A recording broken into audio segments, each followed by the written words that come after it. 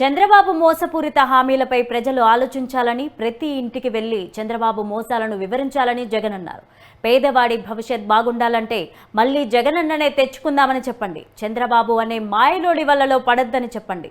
దేవుణ్ణి తప్ప మీ అన్న పొత్తులు, ఎత్తులు, జిత్తులను నమ్మలేదనుకోండి. సీఎంగా అన్న వస్తేనే 3000 పెన్షన్ అందుతుందని చెప్పండి. సీఎంగా అన్న వస్తేనే చేయూత పథకం అందుతుందని చెప్పండి. సీఎంగా అన్న వస్తేనే రైతు భరోసా వస్తుందని చెప్పండి అని జగన్ అన్నారు. బాబు ఓటు వేయకుండానే చంద్రముఖిని ఇంటికి తెచ్చుకున్నట్లే అని అన్నారు. ఫ్యాన్ ఇంట్లోనే ఉండాలి, సైకిల్ ఇంటి బయటే ఉండాలి, తాగేసిన టీ గ్లాస్ సింకులోనే పడేయాలని జగన్ అన్నారు. ప్రతి ఓటరుకు ఈ ఎన్నికలు ఎంత ముఖ్యమో ప్రతి ఒక్కరూ కూడా వివరించాల్సిన అవసరం ఉంది.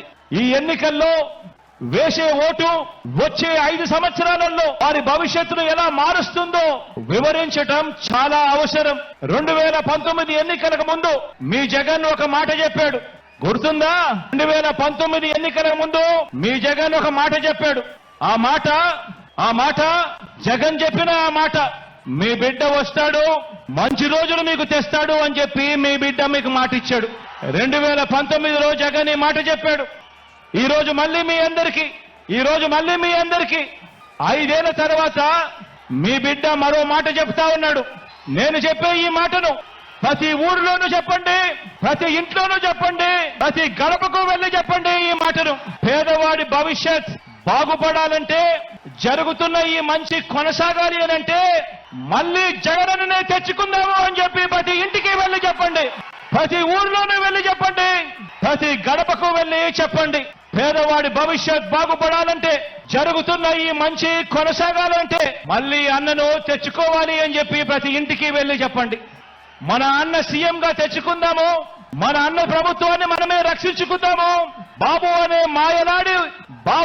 మాయలోడి వలలో పడవద్దు అని ప్రతి ఇంటికి వెళ్ళి చెప్పండి. మళ్ళీ అన్ననే సీఎంగా తెచ్చుకుందాం, మరింత మంచి అన్నతో చేయించుకుందాం. మన అందరి చల్లని దీవెనలతోనే ఇది సాధ్యమవుతుంది అని చెప్పి ప్రతి ఒక్కరికి వెళ్ళి చెప్పండి.